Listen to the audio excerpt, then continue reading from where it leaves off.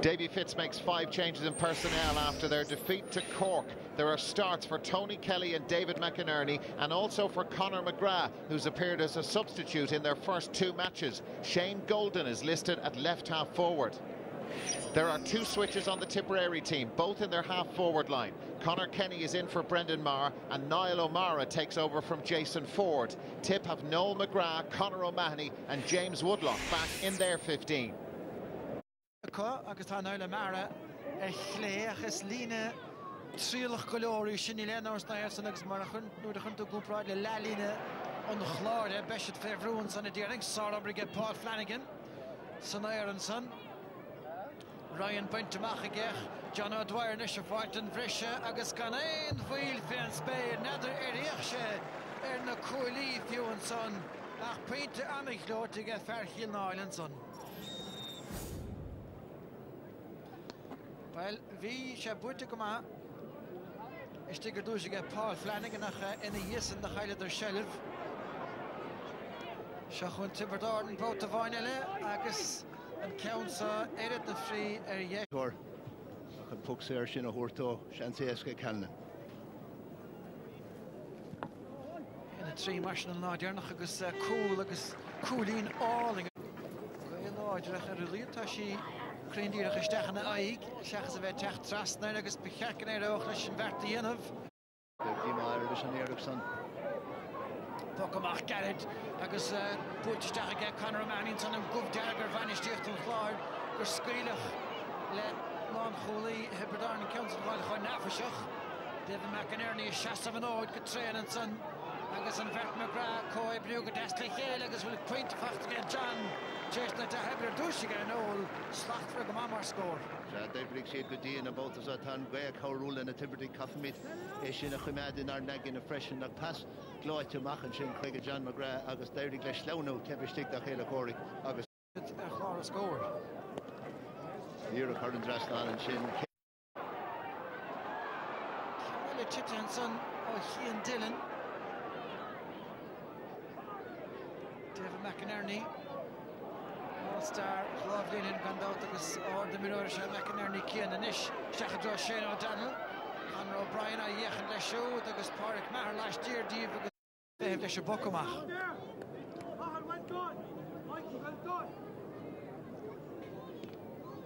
Íseal Géar ag Callan. Nes Galen ar a Hurling a get Billen a bhfuil Pádraig Maher séir agus ní féidir fear comá le Maher ágáil séir roáide. Tuca go háling an sanna chúcáil an ascianta Ronan Maher agus tá brise fightin sainis ag Galvin Pádraig Maher dolisteach áir de cheappas hénig. Scríte Harris ag an Maltóir agus sé Maher ach lán ag an Stetter. Botún ag Barrett. Tony Kelly inis. Gortú teanna ag chreasta le tamlach. Cuma brosach go leorir. Trastan sa. Deisian sainis ag Conor Ryan. Gaffa leistig den giad duine agus é seolta go háling Harris a trasnán. Anna feinte. Anwa her fad Rinne Tony Kelly anwa sin chun an deisisin a chruthúdó. Hóg sé ard brúar féin agus haláthraigh sé an tasamach do Conor Ryan agus críicnig sé go maithe. A rééis dascar sé ó bhotúna ardathe go háling Conor McGrath. Flanagan. A bhela amach go Tipperary na dro Lorna Parke. Buite go húntaach Conor agus úpahéir ausar fad níos annach het spáisige. Tá peinte ceart go leorige ach Beidir bheitach sé sin úr began agus beidir deis a chúlach rathú. Se beidir go sé sásta leis an cúlín tá scóir na teastáil an glár. Tá cearta go a bhríon bhí deis a get dul níos bide ach beidir go sé sásta go leir leis an cúlín. Is pugs leis maig Bergen. Náidir leis do Lapaí. Beidir ge Bogler agus rééis Patrick Donlan fáil. Leis annach het spáisige Kelly. Gan an bhíle a scaoileisteach ató Shane O'Donnell orda leis go háling O'Donnell agus tá slídianta tuige chaénig bhfuil peinte aní as a bhéidir scrúbtraí a cheisisin. Gan dulfuil has bán O'Donnell chécha dain séirechas atá sé nuair a aonn sé an slitar go maith agus tháinig pas íontach isteachchan seo ó Tony Kelly fechar sin pas álinn agus fechan lús a bhí faoi agus leannig seánna cosantóirí go léir agus bhí sé sás go leir sin bhúlín. Patrick Donlan éis sin les chaptainna le ag an glár, slícín de feinte as a chéile ag buchlaí an chláir inis agus tá siad chom and so farchi so on a chola techtestechen son agus tá cuartú tarla fer Hibberdorn titechan talúnta Gavin díach teflis tá sé fósa fiechan derin imirtach tá sé tídearing an adóga héide agus é sin dianta nish agus sin Darren Gleeson fervil pointige sa tra ag a pointe seo agus Seamus Callan nish Sás na duna Berta an Clare le sin agus cían Dylan na techtaisteach agus tá achan na nish an ceart go leor. Patrick O'Connor a bhí a gceist tá sé siúd na heasa bhar éist agus Noel McGrath is an techtaisteach. Tá sé tipdul go talamh a ríisteach. Bogler agus Noel McGrath a chuma. Ní nach bfuil mór an gra cailtíidir an dá chuúnta seo. Íon tá mán ar a bhí sé Sheriff galore after the blinta beagnos how do the come on Jimmy Callan Elaine or sacher luske a lusa track agus ganach een die boete glaar och in is terug boete die get Tipperary nach sy hen tan score a band so kort de Jack Hurlinger for the Conor Ryan agus in is tashet fantas ek dink eerder Hurling elle all in sin o Conor Ryan worship pass all in sin on Willisair agus fecher sin anna Green a half Clare na Clarini control an werd van die stoor voering in zag sé ferm klaar is mo Italia klassigen so hoes sa vaskach en Johnson an a gewaid en son ge Conor Kenny Sugarin Isle Marin werd einige stach die de grimische Noel McGrath sticking zijn putje in ouster fad so there again McGrath mas velje come on and Luska well tá sé cur in líon ceir Gach fáidir im choline kom mar be sinna chéad ceann le stáir an chus caite sa chéad le John O'Dwyer take amach agus Johnson tomáin teisteach aige ort chuine ar fad an son chun na Tipperary chuchan cín ríist. Yeah, go Anna Green go Joe. Fight to get Tony Kelly.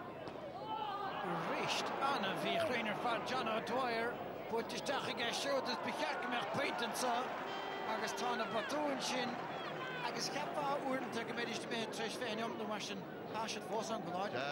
Agus tá sin costasach mar tá cuid badas na bothuin a tuair deis na scórála don bhrasúr ar an dáhéamh. Nuair a bheith dót ag O'Dwyer céir to bí le déanamh ag an bótas an. Is fight to get Galvin, tá fearr an défsa, Tony Kelly. Bergen a Ross, Trasna Dirig, stop a chuile Kelly, Chris céim natíh, an í asar fad agus an son ómige Marco Hogant agus pointed as to Kelly. Well, the issue again yarn session and botún don Hurling dearnach a fór Tipperary na son an fecher sin deirig leis seanna is Jack Harris agus cad sin mar orchar is Jack Harris. Doing the Bugler and Trussa, Paul Flanagan Fevruins and Howlinish, fight to get John McGrath. Cormaich dan as a geshoot, agus tána pointy, tach ceanna ní ag chéadanish, agus sin ceann da sile. Gan out a rudí agus calsús, ní lend out fishin agus Skegus taking check will, Buntáiste have Lushger Vergan, Stachan Tuggy Conor Ryan and Ish, erased, John O'Dwyer Falk and the Yogi Ryan, agus Kahik Tipperary, or taking the other male or show, one Tunnachurta get Conor Ryan or Hursey, agus and Dulchan Key. Gan out the Iron Shed Deshin Immersion, Tasha Anna Green, Gajo, Nigomini Irene Ledine, three Colini Kohal in the Shin, a score, I'll take a stick that Kuig no made the egg immersion. Well, John O'Dwyer didn't have resumed to the Hibberdorn Choma. Should stop for the road and Holy Lord, Seamus Callan and Ish. Agus, well, delusions under Vadis Oscultigus. Can they an asp score in Ishrin? Shad passed all in Traston a park and Shin Crunch and Spas to Callan. The rest of John O'Dwyer count all in the score, all no made no go. Shin da Varachele and Pratar the hashtag. Bertha Anna Green. Shin Barn a Dasnish gets a Tipperary seeking the faint Tiaka. Cooking against Seamus Callanish. Woodlock did it here and Vroig a coalition son. McInerney against Callan I get the Hele.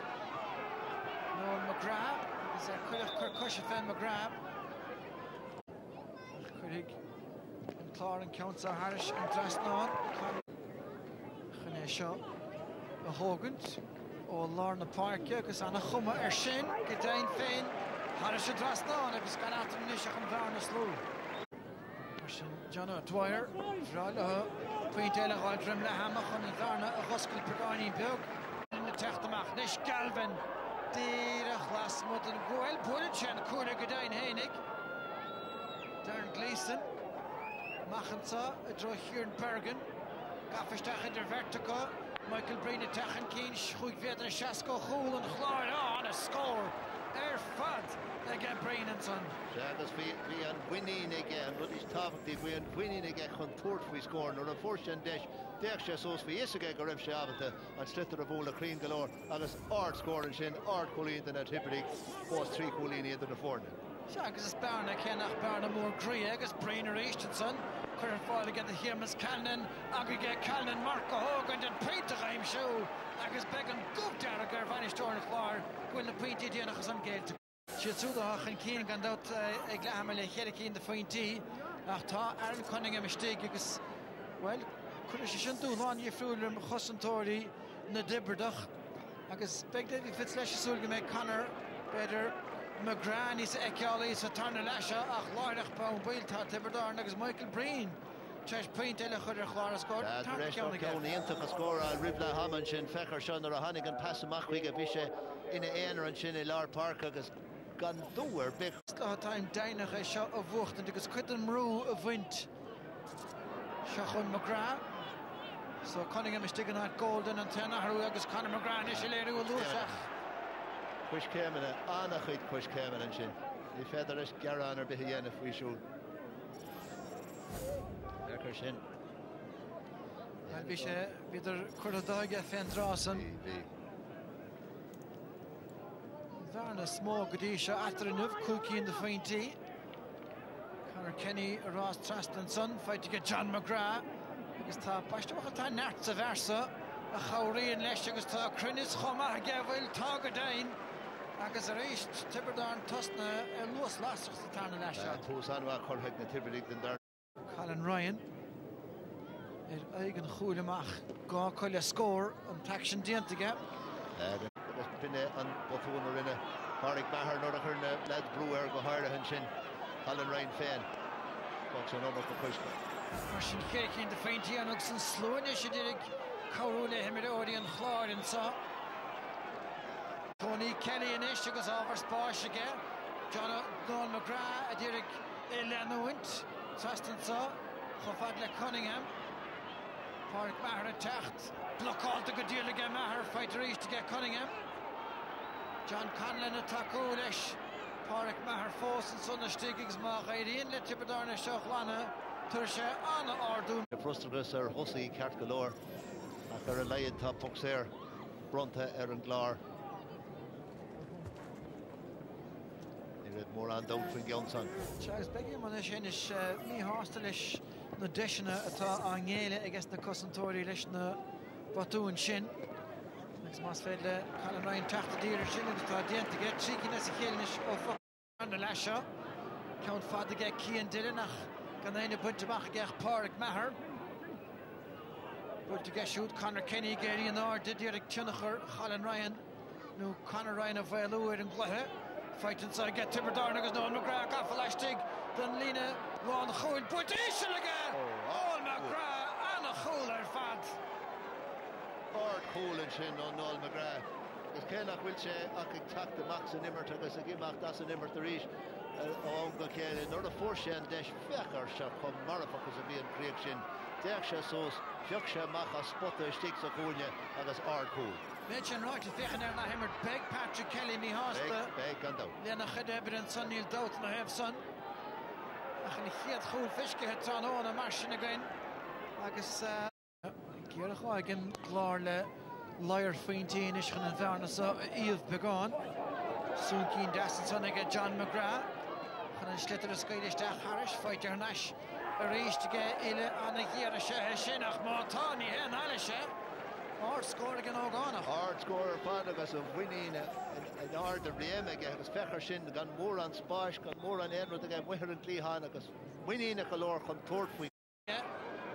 Brendan Butler a bhaint amach agus gafachan cína gcónaí Cathal Barrett leanún siar a réist trú ceathar timpeall a chana feinte anna is Shagadain fighting son ag Conor McGrath ach bhí obair i gceist. Bhí annach chuid ébre le déanamh aige agus chun na fearna rá bhí an dan Sharon go raibh an numar chu cúis céimeann ar fad tócha aige ach lig an réitóir leis.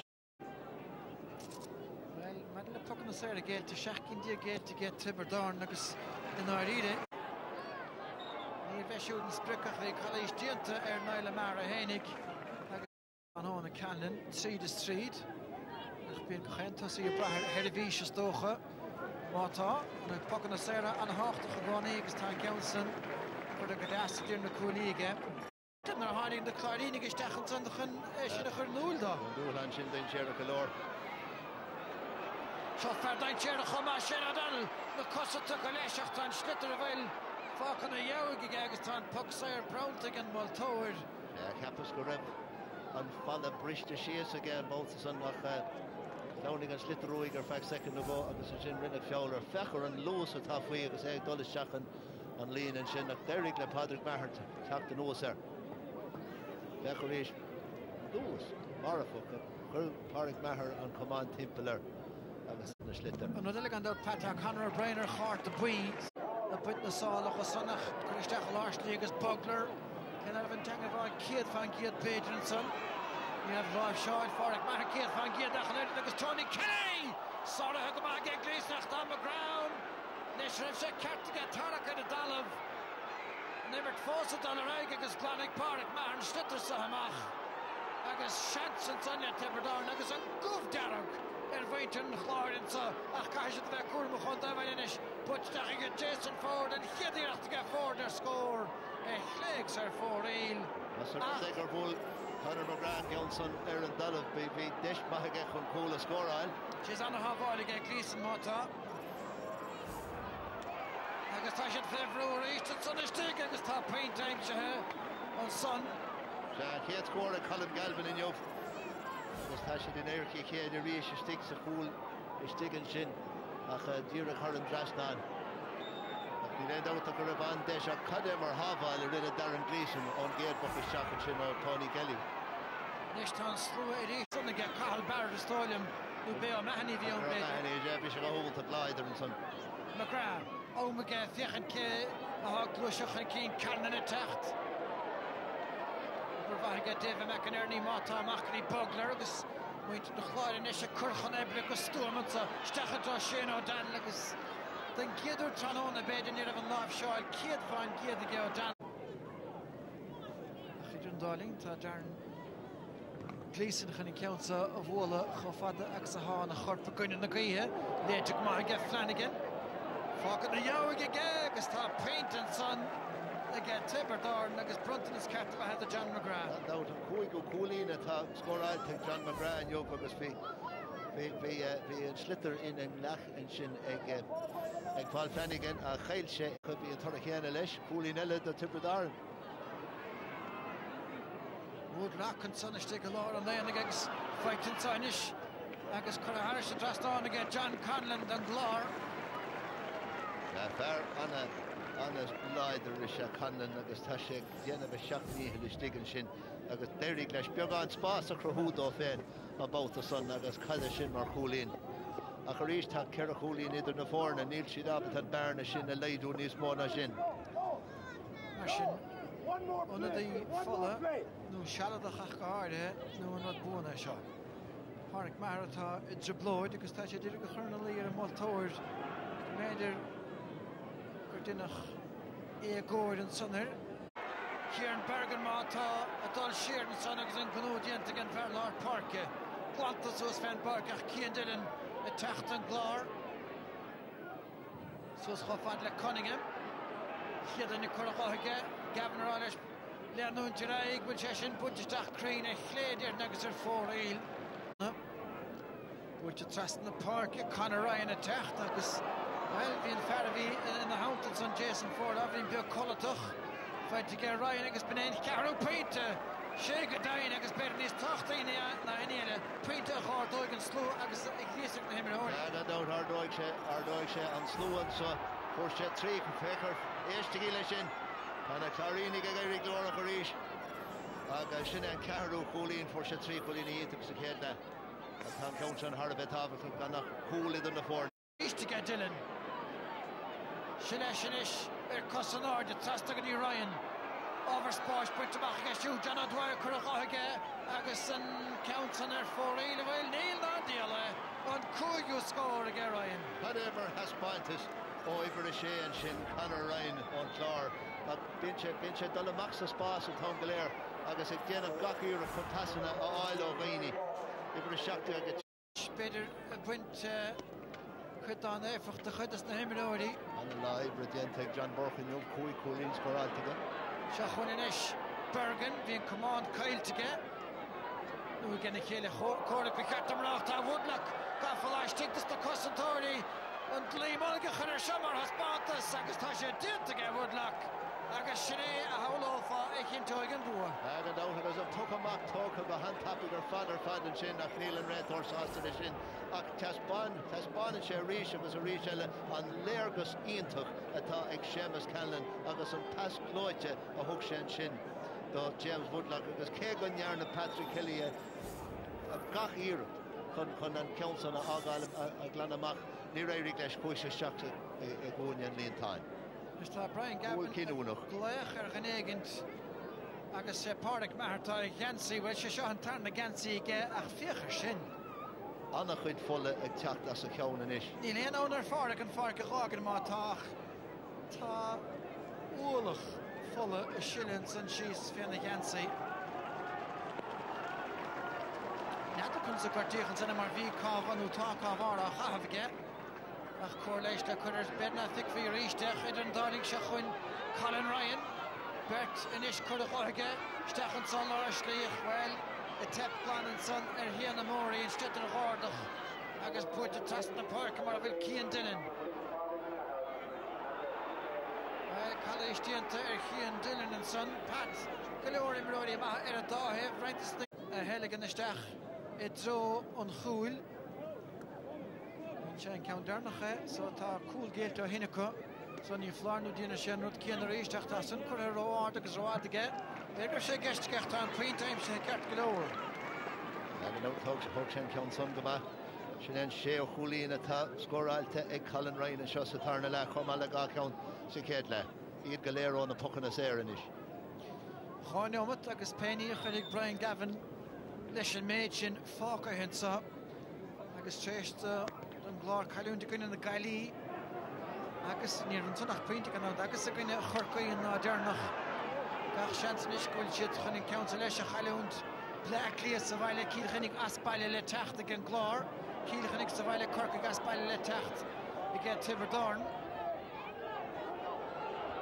Ryan and Ish, Schlaunen Rashtigach reached on a platoon. The Sicheda Ho, Flushach Tashet Foson, Agus Jason Ford, Jeshin Herdinach Lashtig and Gula. Sab Coolin all in and Shin, Jason Ford, because reach the number of. Stadium Taka Stach Aristics Gansi Fe Hocht and Bout the Side.